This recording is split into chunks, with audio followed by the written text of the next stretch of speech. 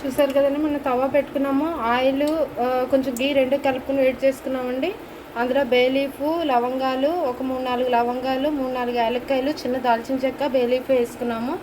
అందులోనే మనం జీడిపప్పు కూడా వేసుకుందామండి. బాగా ఫ్రై చేసుకుందాము. టమాటా రైస్ అండి, చాలా బాగుంటుంది, పిల్లలు బాగా లైక్ చేస్తారు. ఇది ఫ్రై అవుతుంది లోపల మనము ఆనియన్స్ కట్ చేసుకున్నాం కదండి. ఇక్కడ ఆనియన్స్, గ్రీన్ చిల్లీ కట్ చేసుకున్నాము మనము. ఒకసారి ఫ్రై అయిన వెంటనే ఇప్పుడు వేసేసుకున్నాము. ఇందులో మనం ఆనియన్స్, గ్రీన్ చిల్లీ వేసుకున్నాం కదా, అవి మీ టేస్ట్ తగ్గట్టే వేసుకోవాలండి. స్పైస్ నేను కొంచెం వేసాను. ఆనియన్స్ యాడ్ చేసుకోవాలి. ఆనియన్స్ బాగా ఫ్రై అవ్వనివ్వాలి.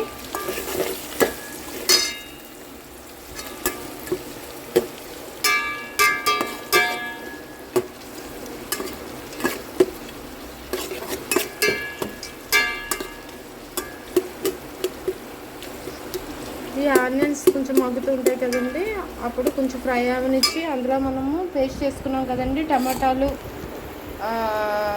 గార్లిక్ వేసుకుని మనం పేస్ట్ చేసుకున్నాము. ఒక 3-4 టమాటాలు వేసానండి. నేను 2 గ్లాసెస్ వేద్దాం అనుకుంటున్నాను.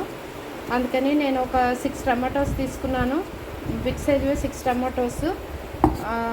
నెక్స్ట్ ఒక గార్లిక్లో మొత్తం పీల్ రిమూవ్ చేసుకున్నాను. అది ఇది వేసి నేను మిక్సీ వేసుకున్నానండి. ఇంకా అందులో ఏం వేయలేదు. ఒక టమాటో, గార్లిక్ మాత్రమే పేస్ట్ చేశాను. చూసారు కదా, ఆనియన్స్ ఫ్రై అయ్యాయి. ఇప్పుడు ఇందులో మనం ఈ పేస్ట్ వేసేసుకున్నామండి. వేసుకుని బాగా కలపాలి. ఇది బాగా వేగనివ్వాలి, పచ్చివాసన పోయే వరకు వేగనివ్వాలి.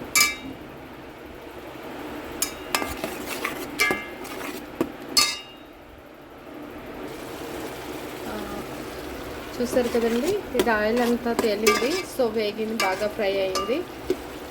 సో ఇప్పుడు మనము ఇందులో పొటాటోస్ ఇచ్చేసుకున్నాం కదండి, పీల్ చేసుకుని కదా, పొటాటోస్ కూడా వేసేసుకోవాలి.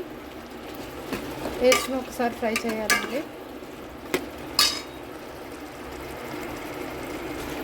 సరే కదండి, ఇవి వేగిపోయి ఇప్పుడు మనము ఇందులో రైస్ వేసుకున్నాము.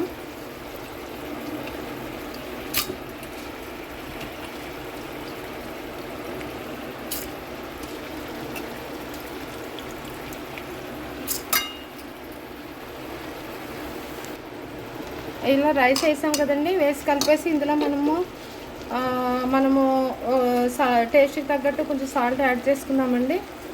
యాడ్ చేసుకుని 1కి 2 1:2 వాటర్ యాడ్ చేసుకోవాలి. మనము కొలత 1:2 వేసేసుకుని వాటరు ఇది బాగా కలిపేసుకుని మనం కవర్ చేసుకుని సిమ్లో పెట్టేసుకోవాలండి. వేగిపోతుంది, ఇదంతా కుక్ అయిపోతుంది అప్పుడు.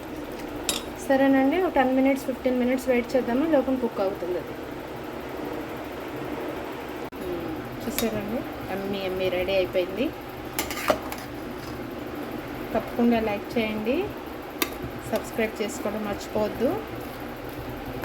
ఎమ్మిగా ఉంది ఇది. దీంతో పాటు రైతా కూడా మనం రెడీ చేసుకున్నాం కదండి, అది ఇది రెండు కలుపుకుని మనం తినేస్తే ఇంకా అసలు పెరుగు ఉండదండి. వావ్, చాలా కలర్ఫుల్గా ఉంటుంది, చాలా టేస్టీగా ఉంటుంది. తప్పకుండా ట్రై చేయండి. Thank you.